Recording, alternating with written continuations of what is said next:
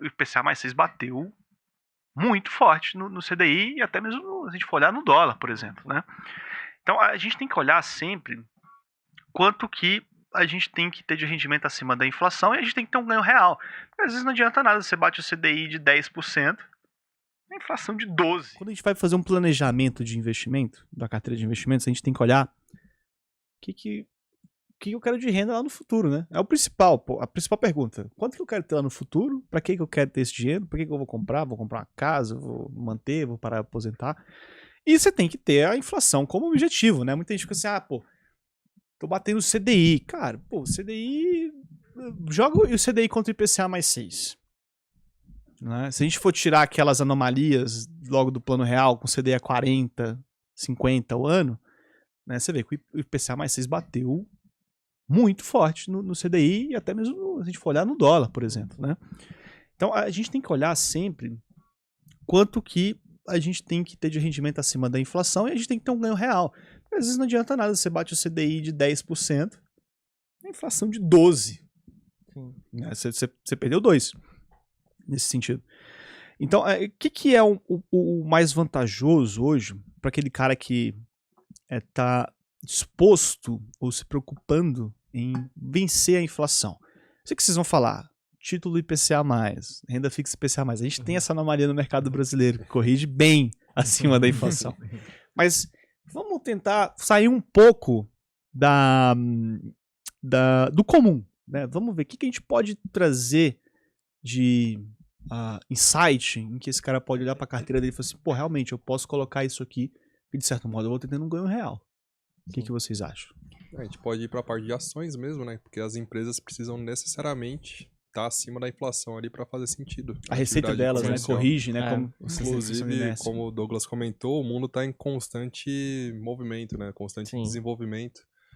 Um detalhe que o pessoal pode ficar de olho é que essa nova área da nova janela das IAs vai demandar um consumo energético muito alto. Então, vale atenção ali, um olhar estudioso maior às empresas de energia elétrica mesmo, que tendem a ser valorizadas ao longo do tempo. O RAP delas também é corrigido do IPCA. Tudo né? é pela... Exatamente, ela tem contratos ali que são reajustados pelo IPCA, principalmente linhas de transmissão, que a empresa só bota ali a torre de energia, passa uma fiação da geradora para a distribuidora, e aí ela vai deixando aquele equipamento se mantendo ali com pouca manutenção e reajustando conforme a inflação. Daria um bom assunto a gente falar sobre essa questão da IA e a tese de energia, né? Eu acho demais, eu acho que pode ser até um dos nossos próximos programas aí, deixa nos comentários aí se você quer.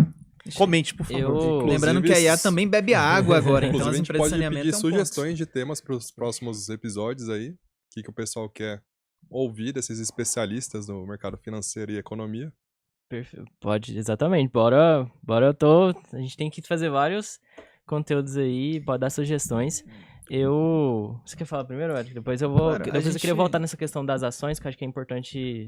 Eu vou continuar também na mesma questão, porque o Aqua puxou os setores perenes. Então a gente tem ali a IA consumindo energia e água, são dois assuntos que estão em alta por causa da inteligência artificial, mas a gente não pode esquecer, por exemplo, dos bancos, que com uma inflação alta e uma Selic alta, eles começam a ter ganhos extraordinários ali, junto com as seguradoras. Então um banco, por exemplo, ele tem que emprestar dinheiro. E as pessoas precisam de crédito para a economia girar. Então mesmo que os empréstimos abaixem inadimplêncialmente um pouco, normalmente um banco sai ganhando nesse cenário. Então ele começa a ganhar muito mais e compensa até a inadimplência maior que ele teve, mesmo que ela dobre, por exemplo. Então, se um banco consegue controlar o índice do que ele está recebendo ou não, consegue renegociar a dívida bem, ele consegue receber muito mais e por muito tempo. Então, o banco também é um setor para ser olhado nesse ponto. E as seguradoras, por elas terem contratos reajustados à inflação, por exemplo, você tem um contrato com uma seguradora até 2030. Se você quiser resgatar em 2028, você vai receber um desconto nesse contrato de acordo com a inflação. Então a seguradora vai te dar um deságio nesse ponto. E aí a seguradora fica com esse dinheiro. Agora, caso você mantenha esse contrato, a seguradora fica com o dinheiro e expõe ao Tesouro Selic, que está pagando hoje 15% mais um pouquinho. Então as seguradoras estão ganhando milhões, quase bilhões de reais, só com exposição a título do Tesouro Direto e contratos que elas fecham ali. Perfeito. Eu queria também trazer uma abordagem em relação a ações. Eu acho que quando você está mais preocupado em não ter um ganho muito acima da média, assim, mais acima da inflação, acho assim, ser um perfil mais conservador para moderado. Acho que essa história do cara querer ganhar acima da média, assim, sendo bem sinceros, tudo é proporcional a risco. Você pode ganhar 30% esse ano. A chance de você perder 50 no ano que vem é alta. Hoje, inclusive, a gente testemunha É um ponto legal de você ter citado, Eu- porque muita gente quer...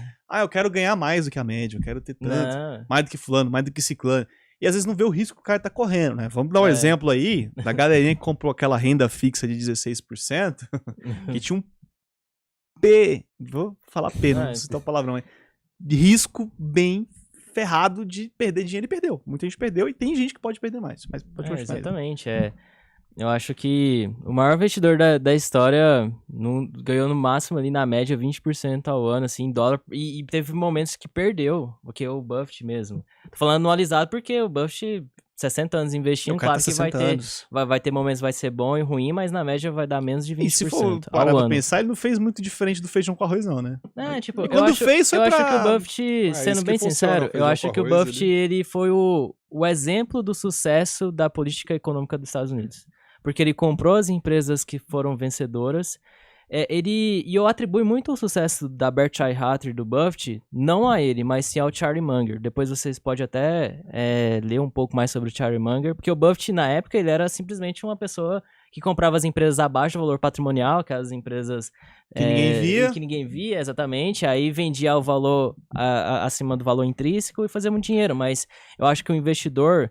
que quer vencer ao longo do tempo, tem que comprar empresas vencedoras e esperar o momento certo, assim, comprar e esperar. É o buy and hold. E se você já tá ganhando uma grana acima de R$4.500 por mês e quer aprender a investir, o que eu vou te recomendar? Acesse aí alvp.com.br, clica aqui no botão faça a sua análise de perfil, preenche o questionário até o final. Se você for aprovado, né, aqui para participar da UVP, você vai assistir suas aulas comigo, que para mim vai ser um prazer te ensinar a investir no Brasil e no mundo inteiro. Só se você ganha mais de R$4.500 por mês. Se você ganha menos, não adianta. Por quê? Porque a UVP te dá acesso a uma plataforma exclusiva de investimentos, né, com investimentos que só são oferecidos para clientes que têm mais de 10 milhões de reais. A gente é hoje também a consultoria top 1 do Brasil, vinculada ao maior banco de investimentos da América Latina, que é o BTG Pactual. Então a gente tem lá geopolítica, formação de investimentos mesmo. A gente já formou mais de 50 mil pessoas. Só de placas de alunos nossos que se tornaram milionários, a gente entregou mais de 1.000. E como é que você sabe que a UVP funciona num mundo de tanta ferramenta gerada, de tanta coisa gerada a partir do nada? A certeza que você tem é que se você concluir a UVP até o final, pode fazer todas as aulas gratuitamente. Chegou ao final, você não aprendeu a investir, a gente devolve 100% do seu dinheiro. Pode pesquisar, Reclame Aqui, Jus Brasil, se fosse mentira, a gente não estaria aqui. Por quê? Porque você simplesmente poderia fazer a UVP e falar, Raul, eu não aprendi a investir e pegar o dinheiro de volta, ou, se a gente não te devolver, você me processa. Ganhou de graça 10 mil reais. Investimento melhor que esse não tem, né? E você vai perceber, se você buscar pela UVP, que a gente nunca teve nenhum processo. Só quem processa a gente é corretora safada, porque perde dinheiro com as coisas que a gente ensina. Então eu recomendo que você vá lá e faça o seu cadastro. Se você for aprovado, não é todo mundo que é aprovado, vai ser um prazer para mim te ensinar a investir aí.